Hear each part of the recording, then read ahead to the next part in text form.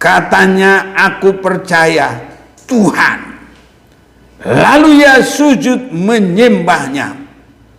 Jadi sujudnya dia menyembah Yesus adalah Tuhan.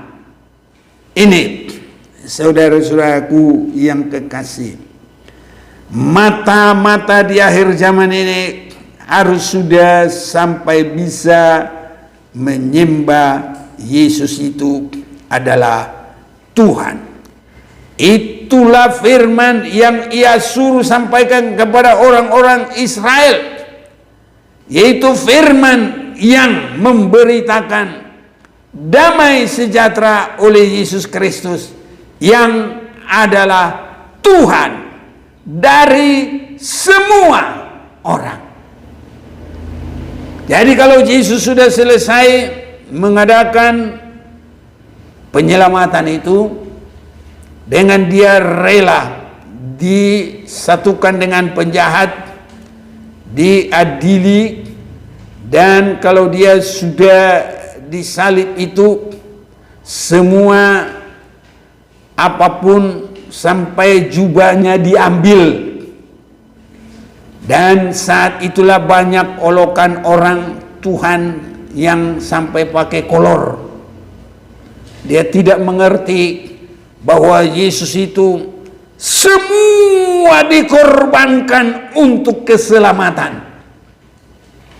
Itu sebabnya kita dibayar bukan dengan uang, bukan dengan perak, tapi dengan darah yang mahal. Yesus rela mati di dalam kematian. Itulah dia menjadi yang diurapi. Ya, artinya dia adalah menjadi juru selamat, ditetapkan, diurapi. Ya, pengurapan itu adalah penetapan. Jadi dia diurapi menjadi juru selamat.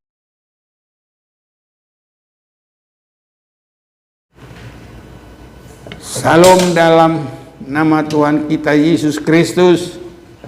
Kita sangat bersyukur malam hari ini Tuhan masih memberi kesempatan bagi kita. Kalau kita selalu bersekutu dengan Tuhan, maka itu membiasakan diri kita untuk nanti tidak salah memandang Tuhan pada hari kedatangannya yang kedua kali. Dan mata kita semua secara lengkap terlebih rohani tapi jasmani, karena pada saat itu nanti gereja akan mengalami diubah saja tanpa melalui kematian. Itu sebabnya saat ini kita akan memperhatikan firman Tuhan. Saya mau mengajak kita membaca firman Tuhan di dalam Yohanes pasal yang ke-9.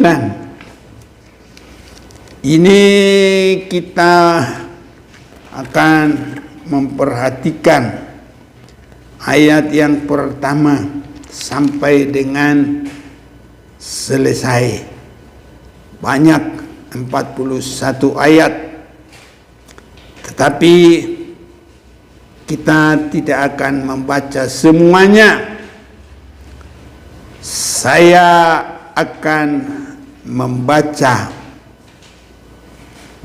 dalam ayat yang ke-37 sampai selesai.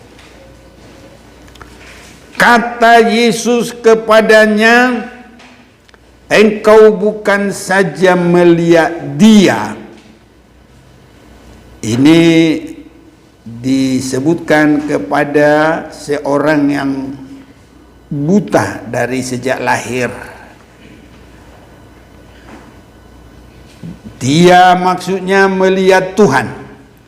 Tapi dia atau Tuhan yang sedang berkata-kata dengan engkau itulah Tuhan. Nah, itu dalam tekanan kalimat ini. Katanya, aku percaya Tuhan. Lalu ia sujud menyembahnya. Kata Yesus, aku datang ke dalam dunia untuk menghakimi, supaya barang siapa yang tidak melihat dapat melihat, dan supaya barang siapa yang dapat melihat menjadi buta. Kata-kata itu didengar oleh beberapa orang Farisi. Dia berkata di situ, dan mereka berkata kepadanya, apakah itu berarti bahwa kami juga buta? Jawab Yesus kepada mereka, sekiranya kamu buta, kamu tidak berdosa. Tapi karena kamu berkata, kami melihat, maka tetaplah dosamu.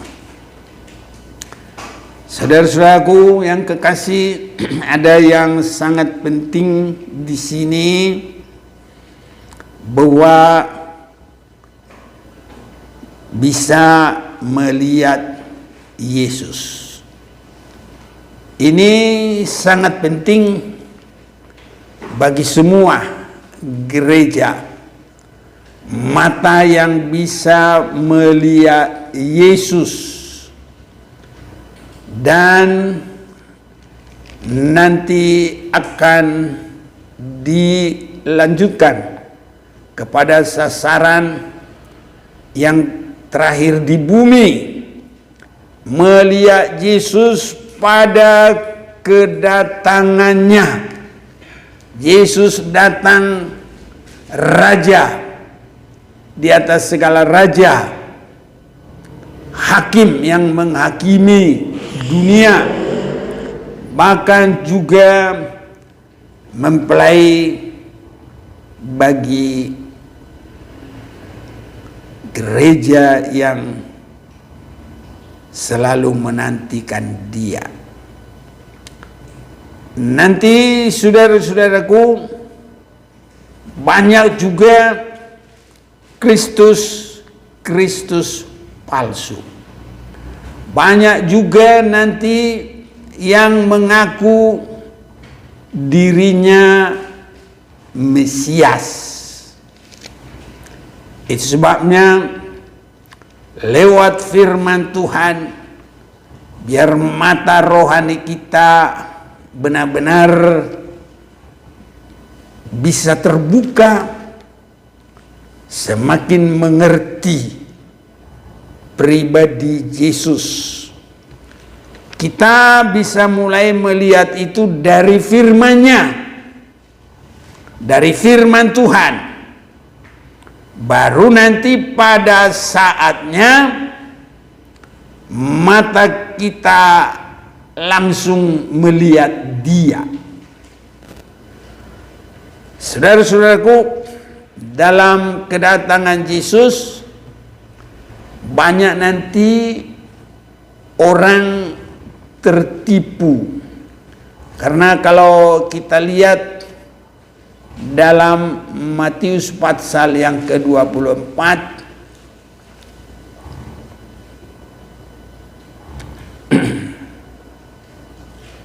ayat 23 mulai, pada waktu itu jika orang berkata kepada kamu, lihat, Mesias ada di sini, atau Mesias ada di sana, jangan kamu percaya. Mesias itu adalah Yesus yang diurapi, dan pengurapan itu mulai di Sungai Jordan waktu dia dibaptis, dan kuasa itu memberikan kekuatan kepada Yesus melaksanakan penebusan, yaitu penderitaan yang sangat hebat sampai kepada mati tersalib, tetapi dengan kuasa Roh Kudus juga dia bangkit dan naik ke surga, dan dia akan datang lagi. Itulah yang kita akan usahakan supaya kita mulai dari saat-saat sekarang terbuka mata memandang Dia, mulai dari firman-Nya terlebih dahulu sampai nanti melihat Dia secara langsung. Tadi Matius 24, saya lanjutkan ayat 24. Sebab Mesias palsu dan nabi-nabi palsu akan muncul, dan mereka akan mengadakan tanda-tanda yang dahsyat dan mukjizat-mukjizat, sehingga sekiranya mungkin mereka menyesatkan orang-orang pilihan juga. Camkanlah, aku sudah mengatakannya terlebih dahulu kepadamu. Jadi apabila orang berkata kepadamu, lihat, ia ada di padang gurun, jangan kamu pergi ke situ. Atau lihat, ia ada di dalam bilik, janganlah kamu percaya. Sebab sama seperti kilat memancar dari sebelah timur dan melontarkan cahayanya sampai ke barat, demikian pula lah kelak kedatangan Anak Manusia. Nah, saudara-saudaraku, itu sebabnya mata harus bisa terbuka memandang Yesus Mesias, Juru Selamat, diurapi menjadi Juru Selamat. Mesias nanti kalau Dia datang menjadi hakim bagi semua manusia, dan Dia menjadi mempelai bagi gerejanya. Saudaraku, mata kita oleh firman Tuhan harus bisa mengenal Dia dan tertuju kepadanya, sehingga seperti nyanyian kita, di mataku Engkau termulia. Nah ini, jadi pandangan kita harus bisa mengerti Dia dan dalam posisi yang tinggi, termulia. Termulia adalah salah satu posisi Yesus di sorga. Termulia. Nah, ada di dalam juga kitab suci yang bukan pun kitab suci kita, tapi ada juga disebut Yesus itu atau Isa termulia di dunia dan di akhirat. Jadi Yesus termulia. Saudaraku, mata kita harus bisa memandang Tuhan. Ada beberapa yang Tuhan inginkan supaya mata kita bisa memandang Yesus. Kalau kita membaca Yohanes 9 mulai ayat 1, waktu Yesus sedang lewat, Ia melihat seorang yang buta sejak lahirnya. Murid-muridnya bertanya kepadanya, Rabi, siapakah yang berbuat dosa, orang ini sendiri atau orang tuanya, sehingga ia dilahirkan buta? Jawab Yesus, bukan dia dan bukan juga orang tuanya, tapi karena pekerjaan-pekerjaan Allah harus dinyatakan di dalam dia. Saudara-saudaraku, kebiasaan manusia, bila ada terjadi sesuatu bagi seseorang, pandangan mata mereka langsung berkata, oh itu karena dosanya. Saudaraku, hal yang seperti ini harus disucikan. Jadi karena kalau kita berkata begitu, itu karena dosanya, itu di dalam diri kita tanpa kita sadari, kita sudah ikut menghakimi, menjatuhkan vonis itu karena dosanya. Itu sebabnya Yesus berkata, bukan dia, bukan juga orang tuanya, tetapi karena pekerjaan-pekerjaan Allah harus dinyatakan di dalam dia. Saudara-saudaraku, demikianlah harus ada perkataan kita, kata-kata kita bisa menghibur, bisa membangkitkan, bisa menguatkan di dalam pengalaman kesedihan orang lain. Tuhan mau menyatakan kasih-Nya, Tuhan mau menyatakan kuasa-Nya, Tuhan mau menyatakan pertolongan-Nya. Harus itu jadi tekanan kita. Kadang-kadang saudaraku, dalam keluarga dekat, ya, suami istri, keluarga-keluarga, kalau ada apa-apa, karena dosa mulai itu semua. Langsung begitu saudaraku. Kadang di dalam jemaat Tuhan, itu karena dosa si anu, karena kekurangan. Saudara-saudaraku, kita harus memiliki perkataan yang membangun. Kalau dia mengalami turun, kalau dia mengalami sakit, kita harus berkata, perlu kuasa Tuhan dinyatakan menolong engkau. Dan kita harus bisa berkata, Tuhan sanggup menolong engkau. Jadi bukan menghakimi, bukan memvonis, tapi mengangkat dia supaya dia kuat, supaya dia ada sukacita. Tuhan mau menolong engkau, Tuhan mau menyembuhkan engkau.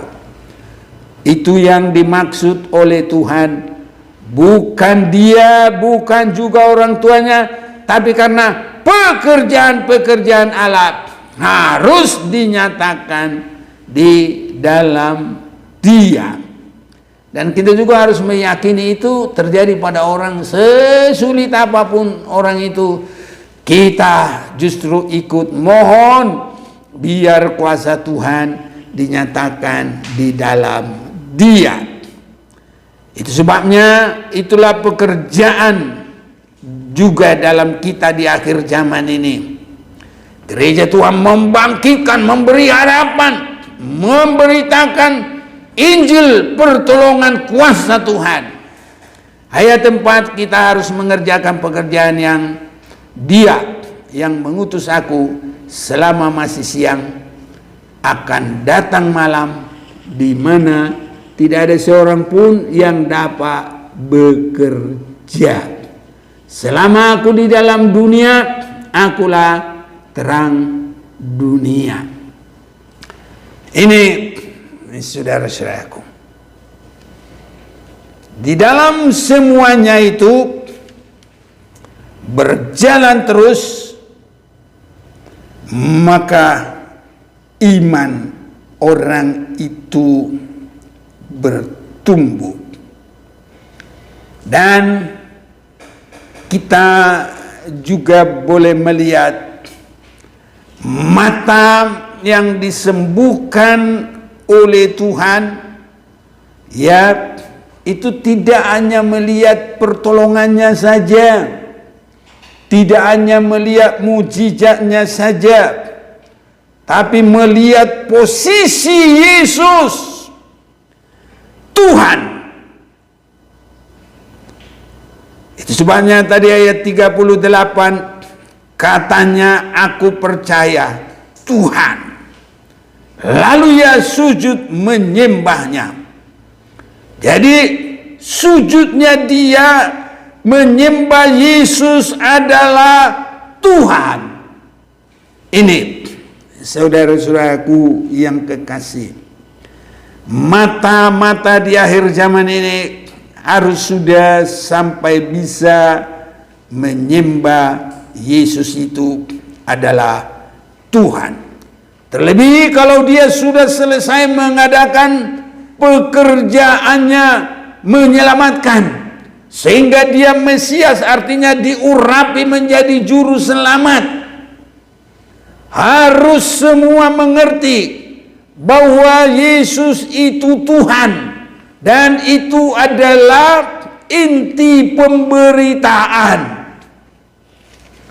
Kita sudah mendengar dalam Kisah Rasul 10, tapi saya akan baca juga ayat 36. Itulah firman yang ia suruh sampaikan kepada orang-orang Israel, yaitu firman yang memberitakan damai sejahtera oleh Yesus Kristus, yang adalah Tuhan dari semua orang. Jadi kalau Yesus sudah selesai mengadakan penyelamatan itu, dengan dia rela disatukan dengan penjahat, diadili, dan kalau dia sudah disalib itu, semua apapun sampai jubahnya diambil. Dan saat itulah banyak olokan orang Tuhan yang sampai pakai kolor. Dia tidak mengerti bahwa Yesus itu semua dikorbankan untuk keselamatan. Itu sebabnya kita dibayar bukan dengan uang, bukan dengan perak, tapi dengan darah yang mahal. Yesus rela mati di dalam kematian. Itulah dia menjadi yang diurapi. Ya, artinya dia adalah menjadi juru selamat, ditetapkan, diurapi. Ya, pengurapan itu adalah penetapan. Jadi dia diurapi menjadi juru selamat, dan dia juga nanti akan menghakimi semuanya. Ayat 42 kita baca juga. Dan ia telah menugaskan kami memberitakan kepada seluruh bangsa dan bersaksi bahwa dialah yang ditentukan Allah menjadi hakim atas orang-orang hidup dan orang-orang mati. Kalau dia adalah hakim, saudara-saudaraku, itu berbeda hakim dunia. Hakim dunia menentukan masuk penjara atau tidak. Tapi kalau penghakiman Yesus menentukan mau ke surga atau tidak. Itu sebabnya pandangan kita kepada Yesus itu tidak hanya sebagai manusia. Karena dia berkuasa menetapkan orang masuk surga atau masuk neraka. Itu sebabnya dia hakim. Dalam keyakinan banyak orang juga dia adalah hakim, tapi penghakimannya dilencengkan. Tapi Yesus hakim secara benar, menentukan orang ke surga atau ke neraka. Jadi ke surga atau ke neraka itu ada di tangan Yesus, karena dia adalah hakim yang adil. Karena dia sudah mengerjakan semua keselamatan itu, maka itu sebabnya semua harus mengakui dia. Dan ada saatnya tanpa disadari semua harus menyembah dia.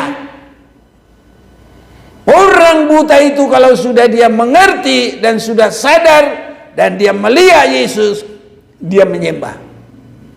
Hal yang sama nanti akan terjadi di hari kemudian.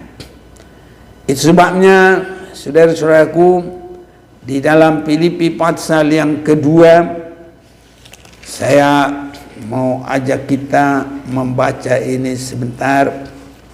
Filipi pasal yang kedua.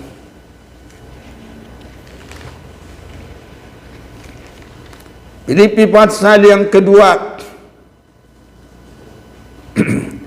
ayat 5 sampai dengan 11, ayat 5 sampai dengan 8 itu adalah Yesus tidak menganggap kesetaraannya dengan Allah.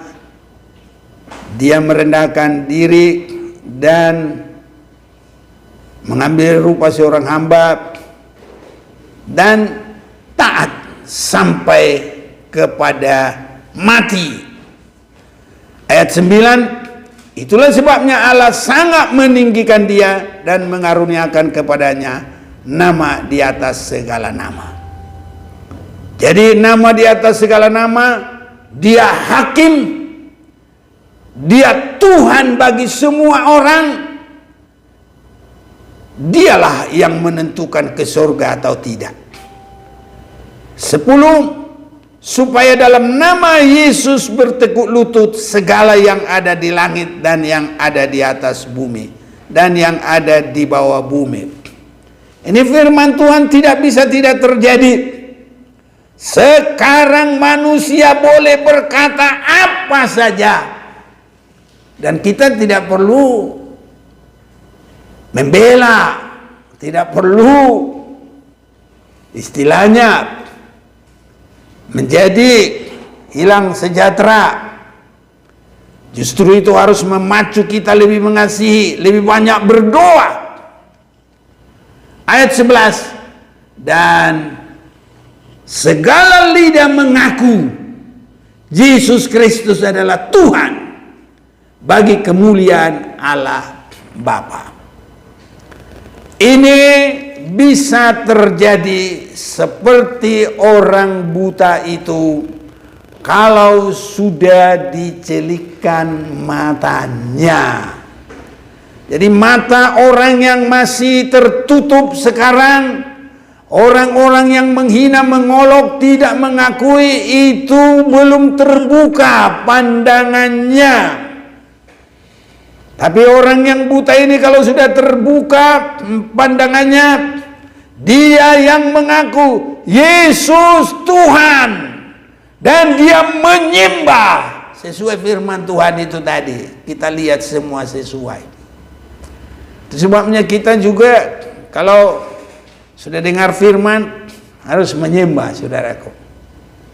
Terlebih firman yang menyucikan kita. Tadi dalam proses kesembuhan, dalam Injil Yohanes 9 tadi, saya baca sekarang ayat yang ke-6. Setelah ia mengatakan semuanya itu, ia meludah ke tanah dan mengaduk ludahnya itu dengan tanah, lalu mengoleskannya pada mata orang buta itu. Jadi di sini ada Yesus meludah, ada tanah. Ludah yang dicampur dengan tanah sampai bisa dioleskan. Itu artinya sudah lembut. Kalau batu tidak bisa dioleskan, saudaraku. Kalau yang keras tidak bisa dioleskan. Jadi kalau dia sudah seperti tanah liat, nah baru bisa dioleskan. Atau seperti bedak. Bedak itu halus, saudaraku. Bisa terbang ke bawah angin. Jadi halus. Jadi penghalusan. Ludah. Ini, saudaraku, menunjuk firman walaupun itu menyakitkan, walaupun itu menghancurkan keinginan daging. Ini sampai manusia itu menerima dengan lemah lembut, tidak ada lagi kekerasan. Itu bisa membuka mata. Pengajaran yang keras. Dalam Ibrani 4 ayat 12, firman yang bagaikan pedang menusuk amat dalam sampai bisa memisahkan sendi dan sumsum, ingatan dan niatan hati. Itu Ibrani 4 ayat 12 sampai 13. Baik, kita baca biar jelas. Ibrani pasal yang keempat. Ibrani pasal yang keempat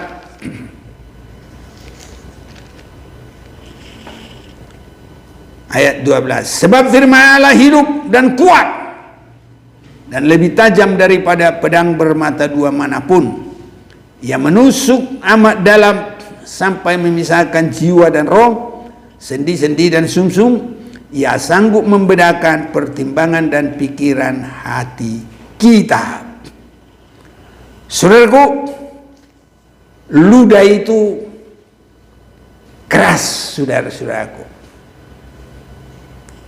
Ya, tapi firman Tuhan di akhir zaman ini sangat dibutuhkan firman teguran keras.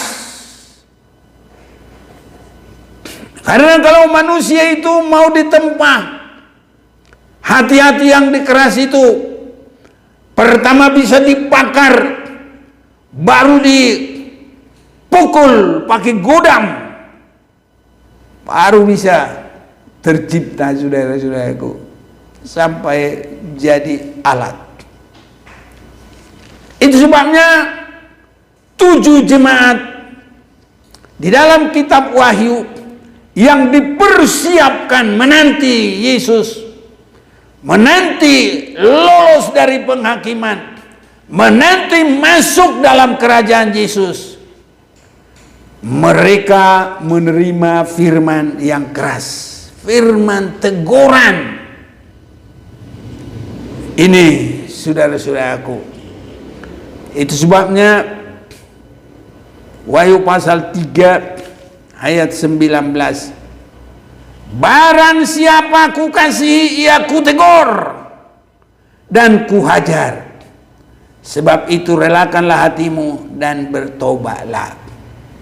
Di akhir zaman ini, kalau kerohanian yang hanya dioles-oles, dielus-elus, keras sedikit lari, gak bisa, saudaraku.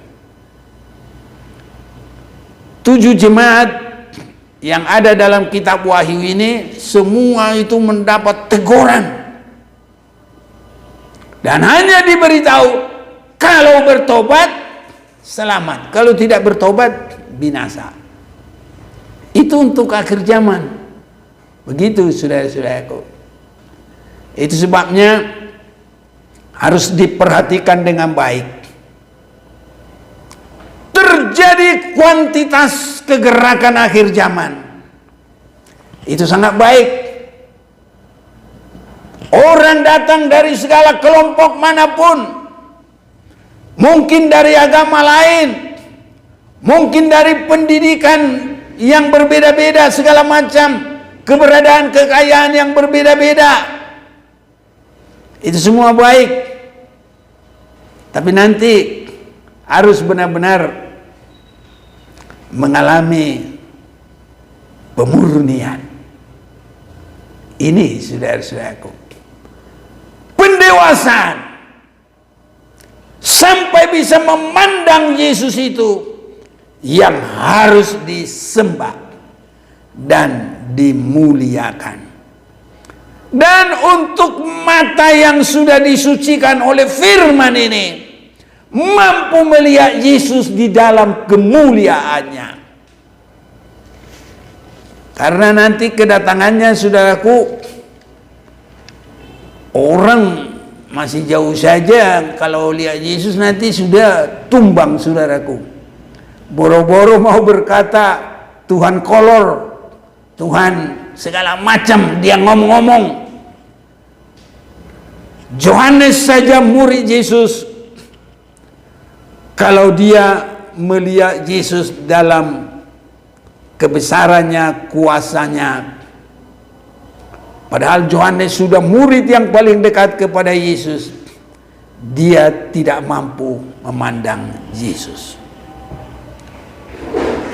Dalam ayat 10 Wahyu 1, pada hari Tuhan aku dikuasai oleh Roh, dan aku mendengar dari belakangku suatu suara yang nyaring seperti bunyi sangkakala. Katanya, apa yang kau lihat, tuliskanlah di dalam sebuah kitab dan kirimkanlah kepada ketujuh jemaat ini, ke Efesus, Smyrna, Pergamus dan Tiatira. Smyrna, ke Pergamus dan Tiatira, ke Sardis, Philadelphia dan Laodikia.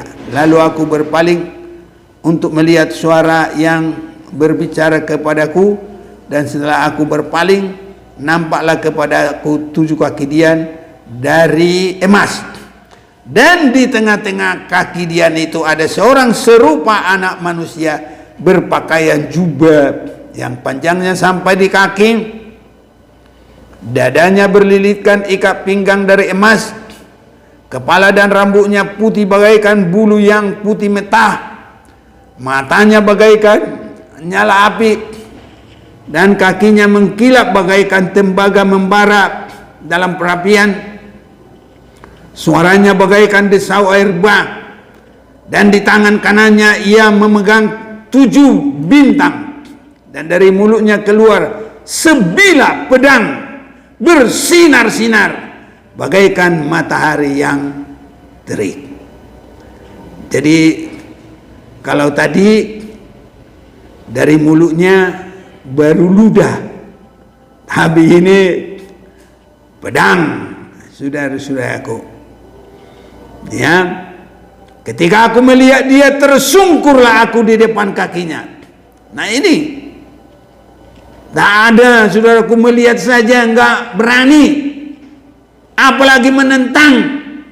Tapi kalau di dalam proses keselamatan itu, Yesus dihina, Yesus diolok, Yesus diludahi, Yesus dicambuk 40 kali, ya, cambukan, ya, segala macam semua boleh terjadi di situ sampai dia dikubur.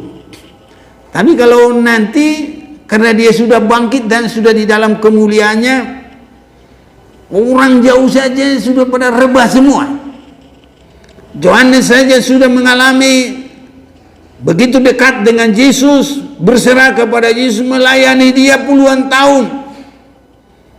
Dia masih belum mampu memandang. Ketika aku melihat dia, tersungkurlah aku di depan kakinya, sama seperti orang mati. Tapi ia meletakkan tangan kanannya di atasku, lalu berkata, jangan takut, aku adalah yang awal dan yang akhir dan yang hidup.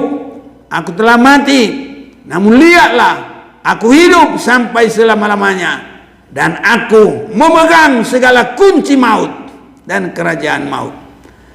Ini. Karena itu tuliskanlah apa yang telah kau lihat, baik yang terjadi sekarang maupun yang akan terjadi sesudah ini. Inilah yang sangat baik, saudaraku, untuk kita bersiap menghadapi apapun yang akan terjadi. Harus dari sini. Ini paling besar. Tapi sekarang banyak orang, kata Tuhan kepada saya, Tuhan berpesan, tahun ini, jangan itu, saudaraku. Ada tertulis yang begitu. Harus yang tertulis. Itu sebabnya, karena itu tuliskanlah apa yang telah kau lihat, baik yang baik yang akan terjadi, baik yang terjadi sekarang maupun yang akan terjadi sesudah ini. Harus ke sini perhatian kita, jangan yang lain-lain, saudara-saudaraku. Dan supaya kita harus tergerak menjadi penyembah yang benar-benar memuliakan Dia. Sama seperti orang buta itu, kalau dia sudah mengerti Engkau Tuhan, baru dia menyembah. Saudara-saudaraku, kalau kita melihat Tuhan harus menjadi penyembah yang benar. Dalam akhir sekali harus jadi penyembah yang benar.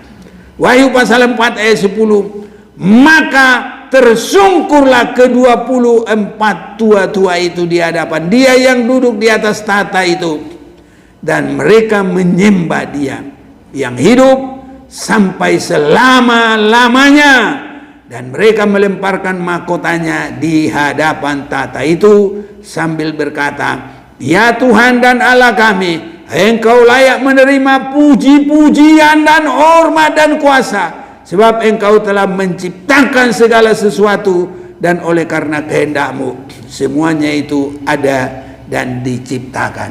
Jadi kita harus sampai mengalami kuasa Tuhan, harus mengalami jamahan Tuhan, harus mengalami olesan tangan Tuhan, supaya kita bisa memandang Dia. Dan selanjutnya kalau kita sudah tahu posisi Dia, kita akan menyembah Dia, dan kita boleh berkata, layaklah Engkau kami sembah. Dan tidak ada yang kita pertahankan. Seandainya juga kita sudah sempat mendapat mahkota, tapi kalau itu kepada Tuhan tidak ada artinya. Karena semua perbuatan Yesus itu maha besar. Mulai Dia tidak menganggap kesetaraannya dengan Allah, sampai mengambil rupa manusia, Dia mengambil rupa hamba, sampai mati tersalib dan bangkit lagi. Iblis sudah dikalahkan, maut sudah dikalahkan, kunci maut telah dipegang, dan Dia sudah bangkit, dipulihkan dalam kealahannya. Dan Dia memberi teladan kepada kita sekarang ini, sehingga biar kita menjadi penyembah-penyembah Dia. Dan malam hari ini biar kita menyembah Dia, supaya selanjutnya kita akan menjadi penyembah Dia sampai di surga kekal selama-lamanya. Mari kita mau menyembah Tuhan.